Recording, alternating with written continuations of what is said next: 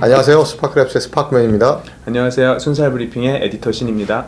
이번 주에 되게 화제가 많이 됐던 것 같아요. 루이싱 커피라고 스타트업 업계 내에서 되게 신화적인 존재였는데 에디터 신님께서 조금 설명을 해주시면 좋을 것 같아요. 어떤 기업인지. 네, 루이싱 커피라고 해서 중국판 스타벅스라고 불렸었죠. 회사를 만든 지 1년 반 만에 나스닥까지 상장하고 매장 개수로는 이 스타벅스까지 제치고 중국에서 1위까지 올라갔다고 이제 신화적으로 불렸던 회사인데요. 그 회사가 지난주에 이제 회계 부정 사건으로 그러니까 매출을 조작했다는 거죠. 각 주가가 당일 하루에만 한 75% 빠지고 그 다음에도 계속해서 지금 빠지고 있는 그런 상황입니다. 뭐 커피 하면 우리나라에서도 제가 알기로는 스타벅스가 아마 시장 점유율이 가장 높고 네. 뭐 1조 이상 하는 걸로 알고 있는데 네.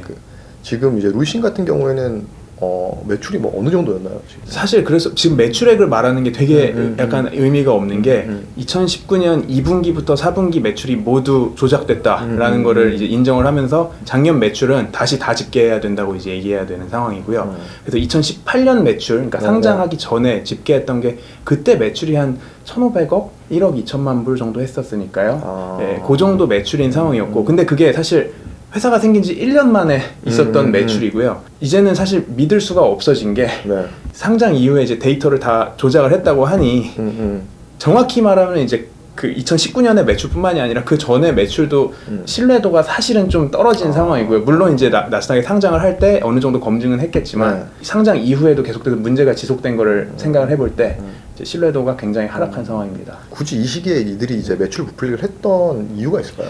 그래서 저도 생각을 해봤어요. 그래서 정확히 이 시기라기보다는 역사를 한번 들여다볼 필요가 있는 게 2017년 10월달, 9월, 10월쯤에 생겨서 2018년도에 첫 매장을 냈거든요.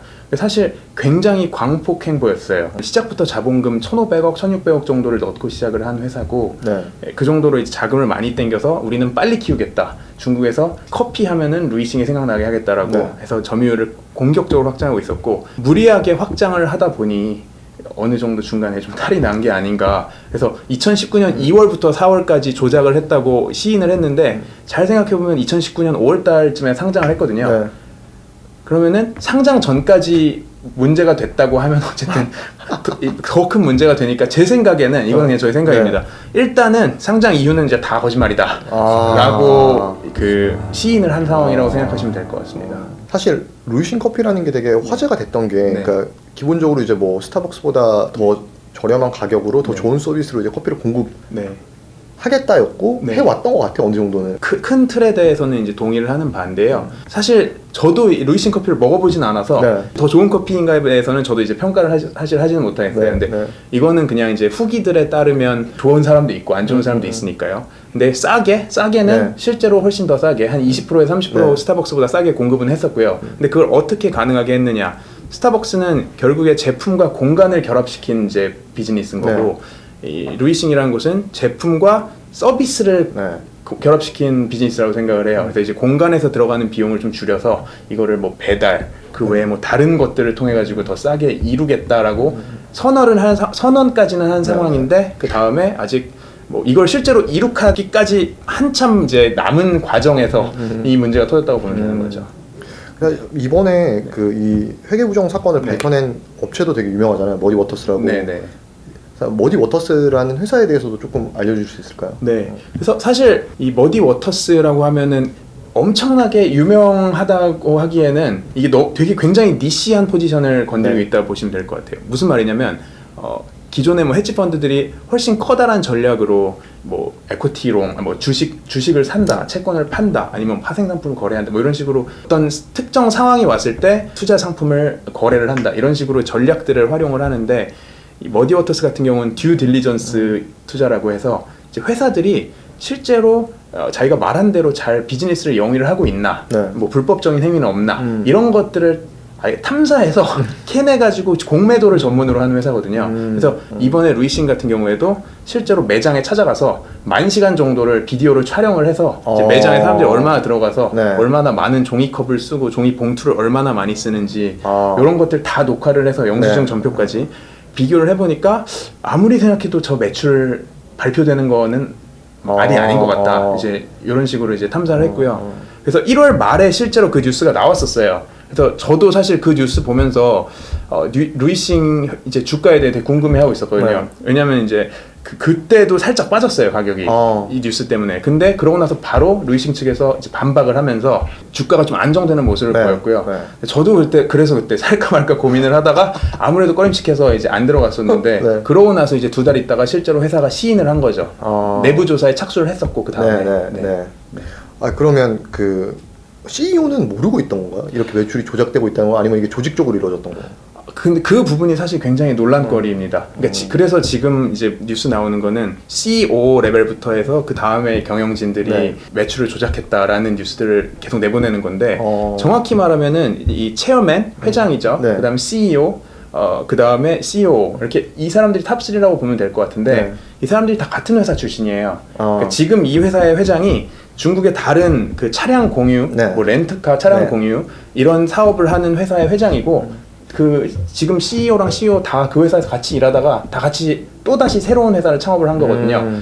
이거를 과연 정말 몰랐을까에 대해서 이제 사람들이 굉장히 궁금해하고 있는 상황이고 아직까지는 CEO 이하로만 문제가 좀 아직까지는 그렇게 보도가 되는 것 같습니다.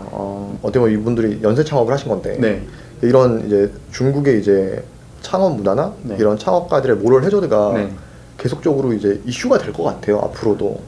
과속하려다가 되게 안 좋은 선례를 남겨서 사실 중국 기업들 좋은 기업들 많잖아요. 근데 그 많은 좋은 기업들까지도 금융시장에서의 이런 사회적 비용이 쓸데없이 되게 증가해 버리는 상황이 오는 게 아닐까라는 안타까움이 있습니다. 뭐 이건 좀 상관이 없는 걸 수도 있는데 이번에 이제 중국이 이제 코로나 사태를 겪으면서도 중국 정부에서 나오는 통계들이 되게 좀 믿을 수 없는 통계들이라는 이제 얘기가 계속됐어, 이슈가 계속됐었는데 앞으로 우리가 이제 뭐 중국 시장이나 중국 스타트업들이나 중국 업체들을 접근을 할 때 어떤 좀 프레임워크를 가지고 접근을 하는 게 안전할까? 만약에 우리가 투자를 한다거나 아니면 그런 업체들이랑 같이 뭐 일을 해본다거나 할 때 사실 이게 나스닥도 못 잡아내고 있던 거잖아요. 그래서 이제 거래소도 못 잡아내고 있던 거라 이 머디 워터스라는 데를 한번 다시 짚고 넘어가자면은 여기 창업자가 변호사 출신이에요. 그렇기 때문에 회사가 실제로 어떻게 돌아가고 법적으로 어떤 식으로 이제 계약서들이 이제 오가고 이제 그런 과정에 대해서 명확히 알기 때문에 캔에서 가능했던 것 같고 중국 기업들과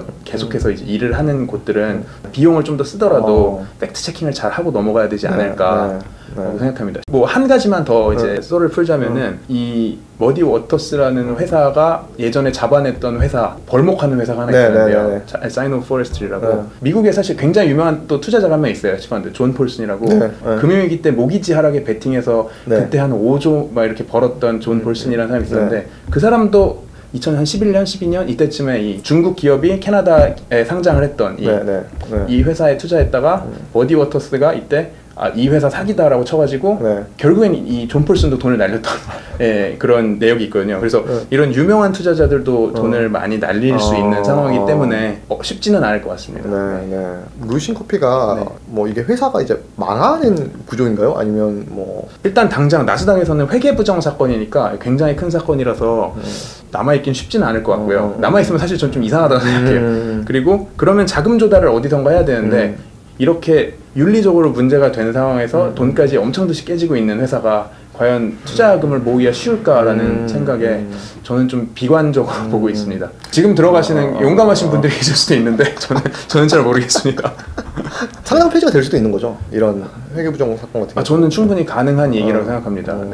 굳이 근데 이런 중국 기업들이 왜 나스닥에 상장을 하는 거죠? 그 알리바바도 그랬던 것 같고. 홍콩에 사실 상장을 할 수가 있었는데, 그러니까 중국에 상장하면은 해외 자본 조달이 쉽지가 않으니까, 그러니까 중국 내로 들어올 수 있는 펀드들의 제한이 돼 있기 때문에. 보통 이제 홍콩에 상장을 하는데 홍콩 상장의 조건이 까다로워요. 손실을 또 엄청나게 내는 것부터 시작해서 이런 기준들을 다 충족을 해야지만 상장을 할 수가 있어서 그래서 이제 나스닥으로 많이 몰려갔었고요, 회사들이. 근데 이제 홍콩 증시로 사실 다시 돌아오려는 움직임이 좀 보이고 있긴 합니다. 작년부터 미중 무역 전쟁이 좀 심해지면서 미국으로 갔던 회사들이 중국으로 돌아온다. 그다음에 홍콩 측에서도 경기가 계속 안 좋아지니까 이거를 경기 부양을 하기 위해서 증시를 좀 살려야겠다 싶어서 이 상장 기준을 좀 완화를 해줘서 미국 갔던 애들도 다시 돌아올 수 있도록. 저는 당연히 이제 홍콩이 더 쉬울 줄 알았는데 상장하는 게 정확히 애플스 투 애플 비교를 하기는 어렵지만 미국에 갔던 중국 기업들은 홍콩보다는 미국이 더 빨리 하기 쉬워서 이제 갔던 걸로 이제 이제 알고 있고요. 이런 거 되게 참고하시면 좋을 것 같아요. 네. 그 스타트업 파운더분들도 네, 네. 그러니까 우리가 이제 나스닥 상장한다 그러면 되게 네. 뭔가 큰 일이고 네. 어려운 것처럼 보이는데 네. 루이신도 그렇고 홍콩보다 쉽다니 이런 거 좀 참고하시면 좋을 것 같고 지금 루이신 커피라는 업체가 중국 이제 커피 업계나 스타트업 씬을 이제 망가뜨렸다고는 하지만 네. 전 아직도 이제 뭐 중국 내에서 커피 시장만 보더라도 되게 네. 성장을 많이 할 것 같거든요. 네. 아직 시작도 안 한 것 같아요, 사실 중국은. 저도 동의하는 바고요. 사실 그래서 이번에 어. 되게 화나는 일인 거죠. 어. 이 엄청난 시장 기회가 있는 곳에서 먼저 선두적으로 달려가다가 여기서 한번 흙탕물을 확 끼얹어 버리니까 이 산업 자체를 좀 어. 멈춰버리는 일이 될 수가 있어서 네. 중국 내에서 다른 이제 뭐 커피라든지 아니면 F&B 시장에서 네. 잘하고 있는 업체들도 있을까? 이제 루이싱이 너무 이제 네. 각광을 받아가지고 커피 쪽에선 사실 루이싱이 좀 압도적으로 치고 갔던 것 같아요. 어. 회사를 열고 2년 만에 매장 수로 커피 스타벅스를 제쳤거든요. 근데 네. 물론 비교를 하기는 힘들어요. 왜냐면은 스타벅스는 그 매장 하나하나가 굉장히 큰 오퍼레이팅 운영하는 공간이고 루이싱은 배달 전문점으로 어디에 쪽방 내가지고 그냥 매장을 내는 경우도 굉장히 많으니까 그러니까 어떻게 보면 지금 이제 코로나 사태를 거치면서 되게 수혜를 누렸을 수도 있는 업체였네. 이 창업 멤버들, 회장 CEO 전부 다 그 전에 뭐 차량 공유 렌트카 회사였다고 하잖아요. 네.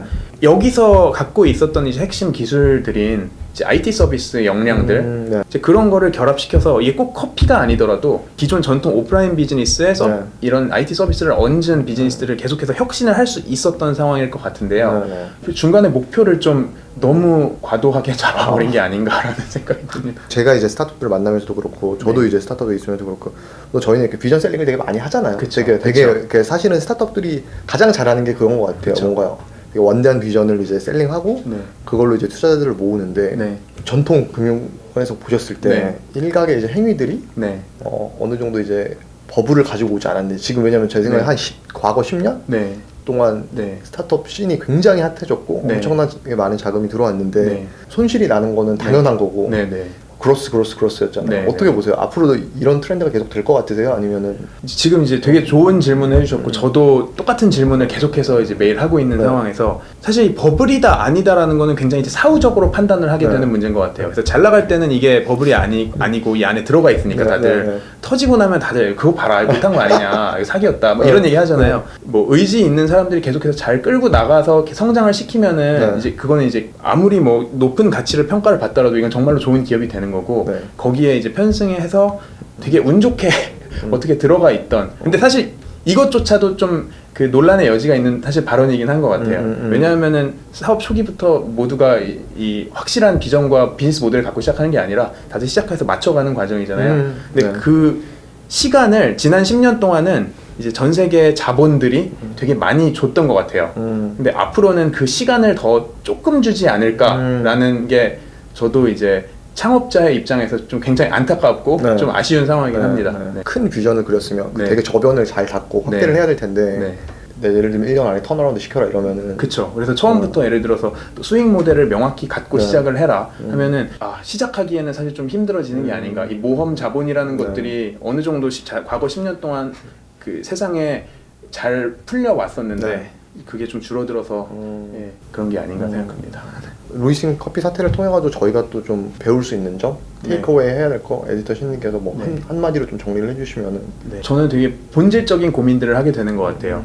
사실 이 루이싱 커피라는 것도 시장에 존재하는 이제 문제를 풀기 위해서 나왔던 건데 결국에는 이게 해결되는 과정을 보면서 사람들이 네. 이게 정말 문제였나 이렇게 깨닫게 되는 것 같아요. 왜냐하면 큰 문제일수록 이제 모든 사람의 눈에 보이는 게 아니라 이제 인사이트풀한 사람의 눈들에 보일 테니까요. 그래서 이제 그거를 해결해 가는 과정에서 이제 그냥 이제 맹목적으로 믿는 게 아니라 좀 더 한번 파고들어서 생각을 해보고 이게 본질적으로 정말 문제인가 이걸 해결하면 정말 되는 건가 네. 그리고 이걸 해결해 나가는 과정이 정말로 맞는 과정인가 이렇게 하는 게 최선인가에 대해서 네. 고민을 계속 하시는 게 맞을 것 같고요. 그래서 뭐 정답은 사실 없고 다들 이런 생각을 한 번씩 더 해보시는 게 중요한 것 같습니다. 아마 지금 에디터 신님이 하신 말씀에 많은 분들이 공감을 할 것 같아요. 창업을 하시는 분들이나 아니면 창업을 고려하시는 분들 모두가 문제에 대한 심도 깊은 고민을 하시고 그걸 해결하기 위해서 매일매일 노력을 하실 텐데 과정 속에서 말씀하신 대로 네. 이게 쉽지가 않은 것 같아요. 되게 메모리 되게 쉬운 것 같아요. 내가 이걸 하다 보니까 관성이 생겨서 이렇게 흘러가는 대로 할 때가 그쵸. 많은 것 같고 그쵸. 지금 이번에 루이싱 커피 사건을 계기로 많은 분들이 다시 한번 이제 네. 근본적인 고민들을 다시 해보는 계기가 이건 좋을 것 같긴 하네요. 이제 스파크랩스 쪽에서도 워낙에 이제 많은 회사들을 이제 육성을 하시니까 이제 그런 많은 사례들을 보시면서 좋은 이제 메시지를 좀 전달해 주실 수 있으면 좋을 것 같습니다. 네. 오늘은 이렇게 마무리하면 좋을 것 같고요. 네. 다음 시간에 또 찾아뵙겠습니다. 네. 감사합니다. 감사합니다.